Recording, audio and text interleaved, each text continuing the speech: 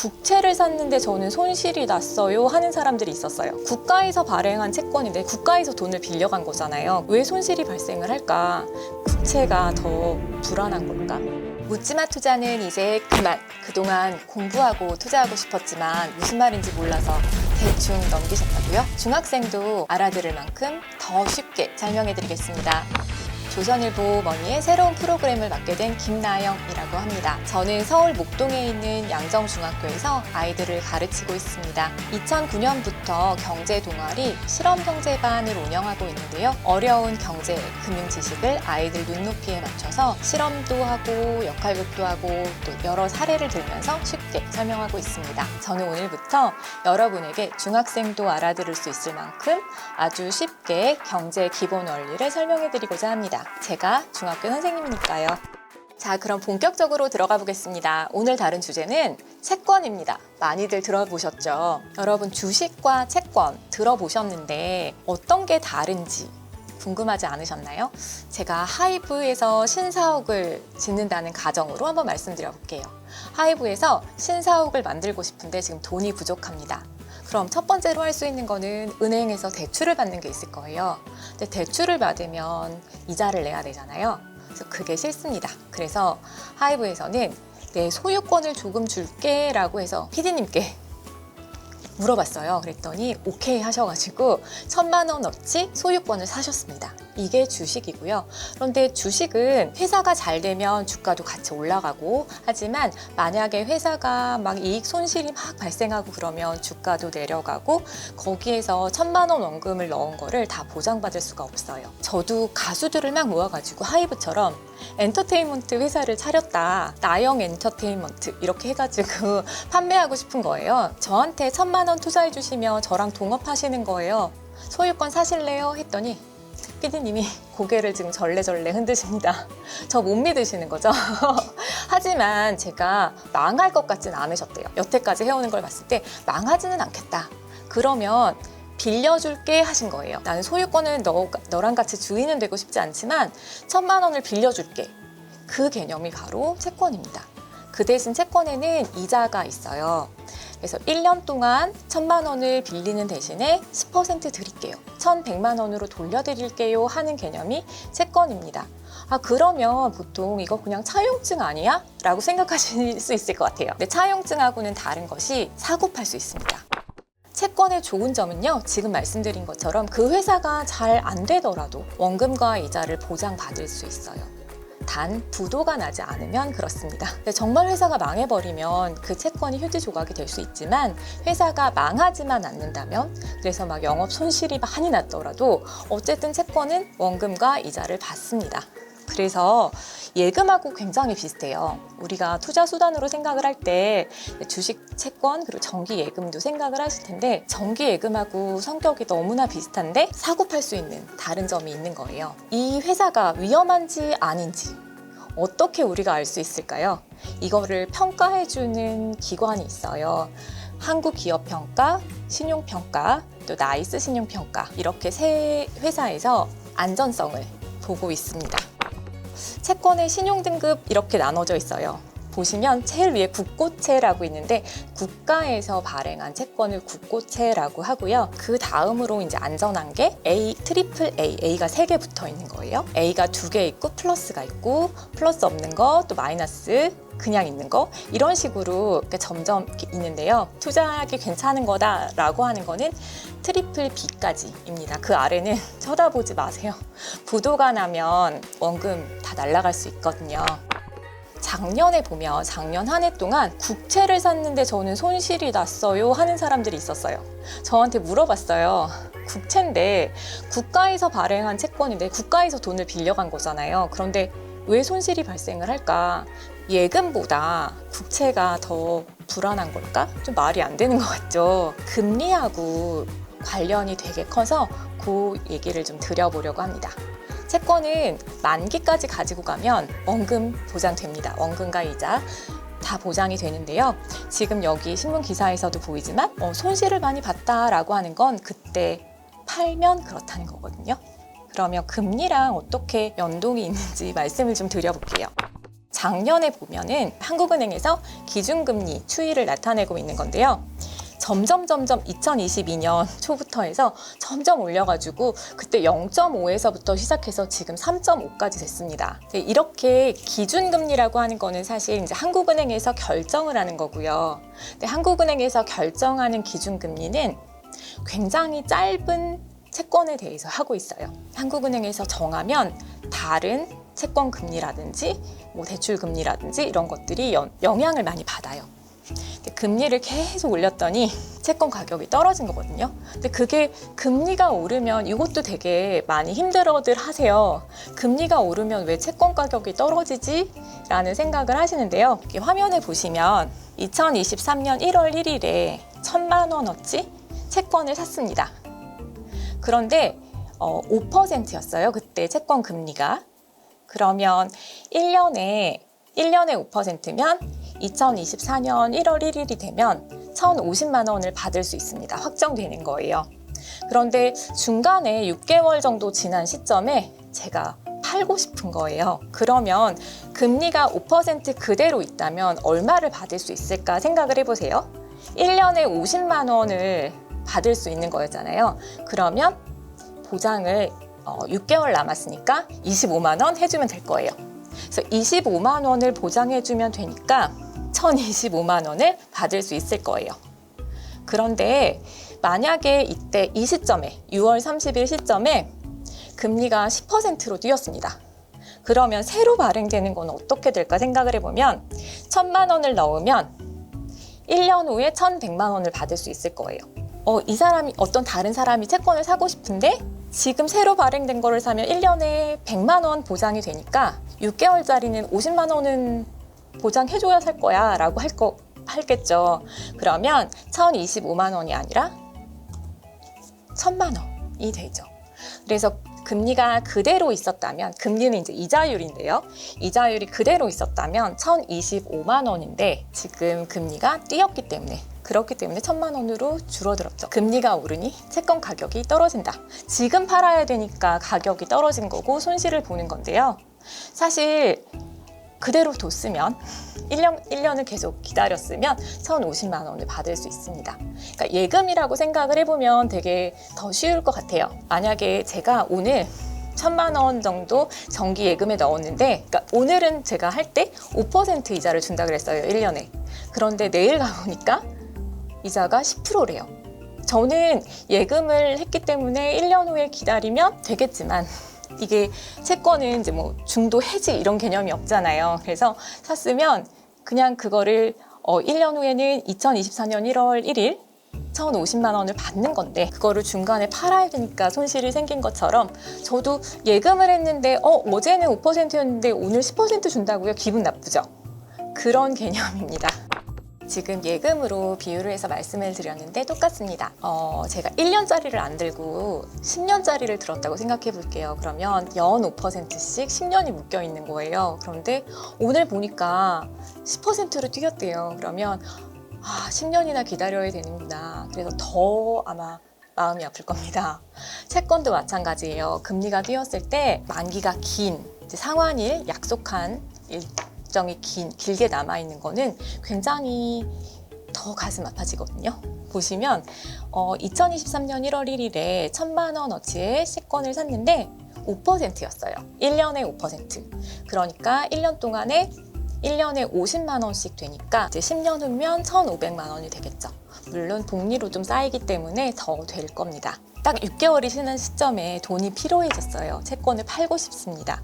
그러면 금리가 5% 그대로라고 생각을 하면 1,025만 원을 받을 수 있을 거예요. 그런데 10%로 금리가 뛰었다고 생각해 볼게요. 그러면 얼만큼 가격을 받을 수 있을까 생각을 해볼게요. 2023년 6월 30일 시점에 1년짜리를 1,000만 원 들어가면요. 이제는 금리가 10%이기 때문에 연 100만 원을 받을 수 있고 그러면 10년 후면 2천만 원을 받을 수 있는 거예요. 지금 제 거를 팔면요. 저는 제 거는 어차피 5,500만 원이 확정적으로 2033년 1월 1일에 받을 수 있는 거기 때문에 이 사람들한테 더 많이 100만 원씩을 이자를 주려고 하면 어떻게 돼야 될까요? 1년에 500만 원씩 차감을 해가지고 줘야 될 것 같아요. 그러면 1년에 500만 원이면 9년 동안 450만 원? 그리고 그 6개월 남은 거는 절반으로 해가지고 25만 원 차감을 해봐요. 그러면 550만 원이 듭니다. 45%가 깎였습니다. 이렇게 만기가 긴 경우에 채권 금리가 올랐을 때 채권 가격이 더 많은 폭으로 떨어지게 됩니다. 예금하고 비교를 해보시면 될 것 같아요. 금리가 막 올라가는 시점인데 예금을 길게 묶어놓고 싶진 않으실 거예요. 이제 더 올라갈 것 같아. 그러면 짧게 1개월짜리 이런 것도 있거든요. 예금을 1개월 했다가 금리 올라가면 다시 더 금리 높은 걸로 예금을 하고 이렇게 하는 게 좋잖아요. 그런 거랑 똑같은 개념이라고 생각을 하시면 됩니다. 고객 채권 금리라고 표현을 해요. 사실 제가 샀던 1,000만 원짜리 처음 발행됐을 때 5%다라고 샀지만 저한테 6개월 후 시점인데 샀던 분은 10%의 수익을 보는 거잖아요. 연 10%. 그러니까 처음에 발행된 채권은 거기 1,000만 원이라고 써 있고 거기 5%라고 써 있을 거예요. 그러면 그것이 표면 금리라고 표현을 하고 1,000만 원을 액면이라고 합니다. 그런데 이거는 이제 사고 팔고 하면서 수익률은 바뀌잖아요. 그때 당시 제가 채권을 살 때 수익률이 채권 금리라고 표현을 하는 겁니다. 여기 보시면 미국 10년물 국채 수익률과 채권 가격이 나오는데, 그러니까 채권 금리와 수익률 같은 표현으로 보시면 되고요. 채권 가격하고 이렇게 비교를 해놨는데요. 완전 예쁜 대칭이 나오지 않습니까? 채권 금리랑 가격은 이렇게 완전히 반대로 움직인다고 생각하시면 됩니다. 보통 기준금리가 올라가면 채권금리도 올라가고 기준금리가 내려가면 채권금리도 내려가는, 한국은행에서 어떤 결정을 할까 이거를 유심히 지켜보시는 것도 필요할 것 같습니다. 한국 국채가 10년물, 10년짜리 국채가 2022년 보시면 쭉 올라간 걸 볼 수 있어요. 그랬기 때문에 제가 국채를 샀는데 마이너스예요 라고 하는 게 이런 의미거든요. 미국에서도 보면 금리가 올라갈 때 가격이 떨어졌잖아요. 그래서 이것 마찬가지로 우리나라도 지금 작년에 이제 채권을 사셨던 분들, 국채를 샀는데 왜 마이너스지? 라고 하신 분들이 이제 이 의문이 풀리셨을 겁니다. 그런데 팔지 않고 가져가시면 원래 약속된 이자를 받으실 수 있어요. 원금과 이자를. 안전하기는 한 게 맞는데요. 예금도 안전한 거잖아요.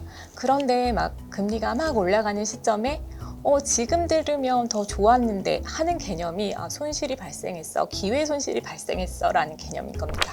좀 어렵기도 하고 조금 지루하기도 하셨을 것 같아요. 채권에 대해서 알아봤습니다. 감사합니다. 채권 투자를 할 때는 투자가 적격한 등급 이상이거든요. 그래서 그 이하로는 하고 그게 좀 위험할 수 있어요. 묻지마 투자는 이제 그만. 그동안 공부하고 투자하고 싶었지만 무슨 말인지 몰라서 대충 넘기셨다고요? 중학생도 알아들을 만큼 더 쉽게 설명해 드리겠습니다.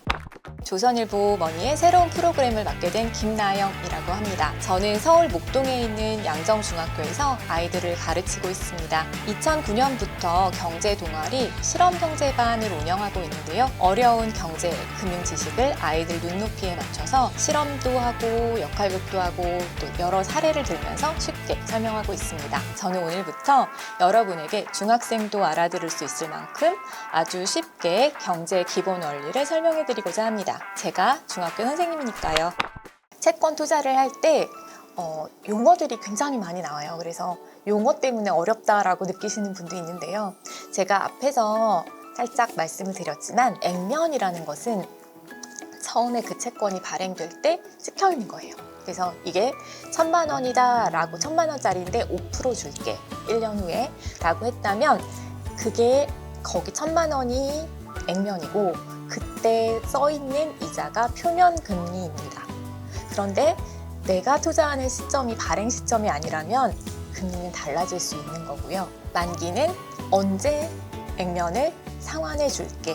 액면이라는 것이 이제 처음 발행했을 때 팔린 가격, 그걸 말하는 거고요. 네, 채권은 예금하고 비슷하지만 다른 거는 하나는 사고 팔 수 있다는 거고 또 하나는 이자를 나눠서 줍니다. 예금은 1년짜리 예금을 하면 1년 지나서 이자가 다 지급이 되는 반면에 채권은 3개월에 한 번씩 혹은 6개월에 한 번씩 지급하는 경우가 많아요. 그런 거를 이표채라고 하고요. 이자가 표시되어 있는 채권이라고 보시면 되겠습니다. 그리고 복리채라는 게 또 있어요. 그거는 한 번에 지급하는 겁니다. 그래서 만약에 만기가 1년이라면 1년에 한 번 하고요.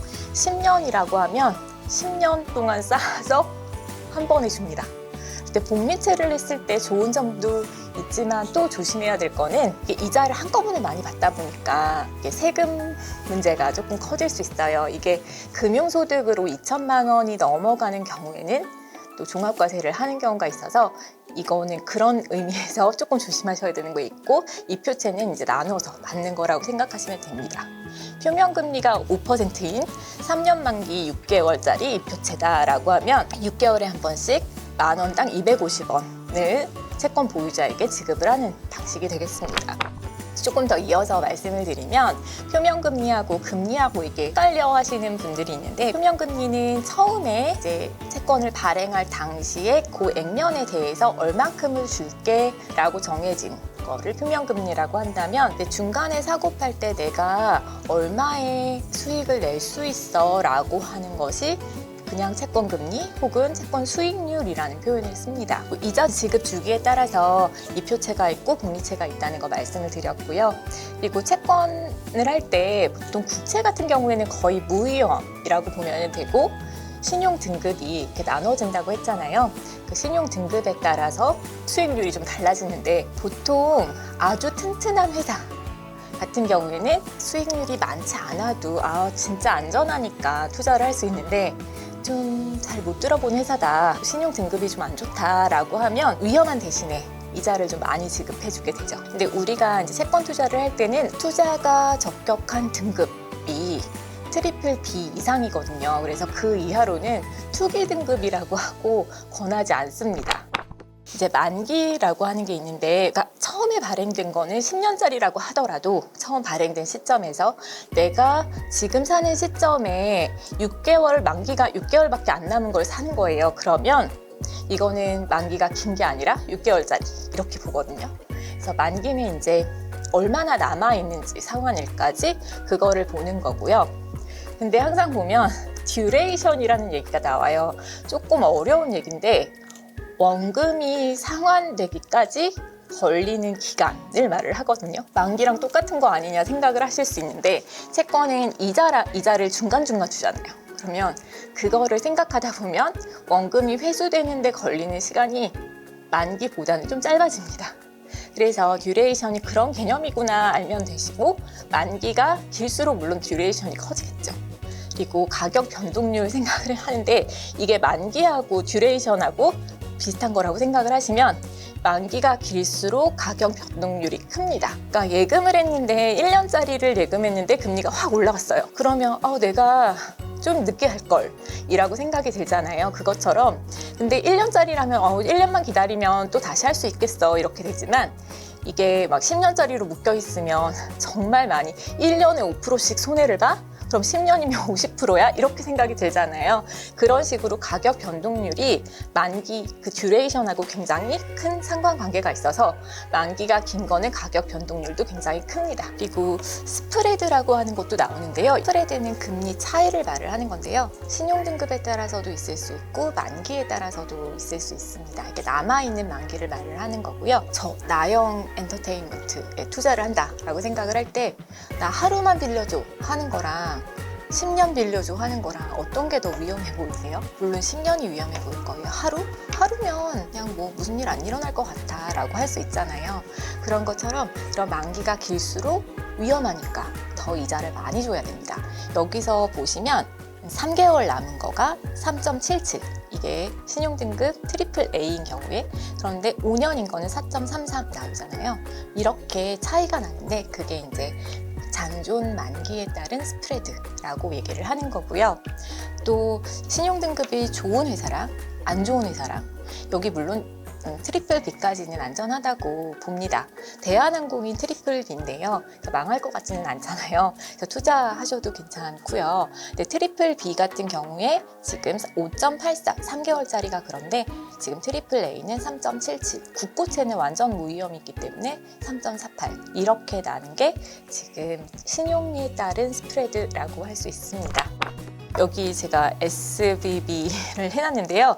이게 만기가 긴 데 투자를 많이 했었어요. 여기 3월 달에 실리콘밸리 뱅크가 파산이 됐다 막 이런 뉴스 많이 보셨을 거예요. 근데 미국 실리콘밸리에 있는 은행이고 보통 스타트업 기업에 투자를 많이 해줬는데 그러면 그 스타트업이 안 좋아져가지고 망한 건가 라고 생각하실 수도 있는데 그건 전혀 아니었어요. 스타트업 기업들이 2020년 코로나 직후에 IT 기업들이 되게 성장을 많이 했잖아요.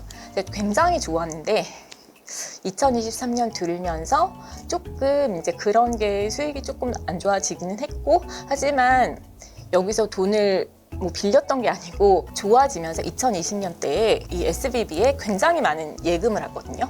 그런 스타트업 기업들이. 근데 예금을 굉장히 많이 했는데 이번에는 조금 그러니까 영업이익이 좀 안 났어 이러면서 내가 직원들 월급도 줘야 되겠고 하니까 그 예금을 좀 찾기 시작한 거예요. 근데 예금을 찾는데 이 실리콘밸리 뱅크 같은 경우에 그렇게 예금액을 굉장히 많이 받은 거를 투자를 미국 국채에 했어요. 미국 국채는 안전하잖아요. 안전한데 왜 손실을 봤을까? 그게 바로 만기가 긴데 투자를 했기 때문이에요.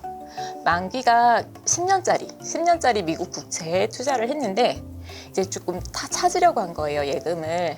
그랬더니 돈이 부족해서 채권을 팔아야 되고 채권을 팔면서 손실이 굉장히 많이 발생을 한 거죠. 게다가 이게 이런 소문이 막 나면서 거기 손실을 많이 봤대라고 하니까 한꺼번에 회사들이 막 몰려가지고 찾은 거예요. 옛날에는 은행에 줄 서잖아요. 근데 요즘에는 모바일로 다 하니까 순식간에 빠져나가면서 파산이 된 거랍니다. 국채는 안전한 거니까 많이 해도 괜찮아 라고 생각하실 수 있는데 그게 좀 위험할 수 있어요. 만기까지 가져가면 괜찮은 거 맞는데요. 그 중간에 팔아야 할 일이 생긴다 라고 하면 손실이 많이 발생할 수도 있으니 그거를 좀 유의하셔야 될 것 같습니다. 그러면 다음 시간에는 실제로 채권을 투자하는 방법 한번 알아보도록 하겠습니다. 감사합니다.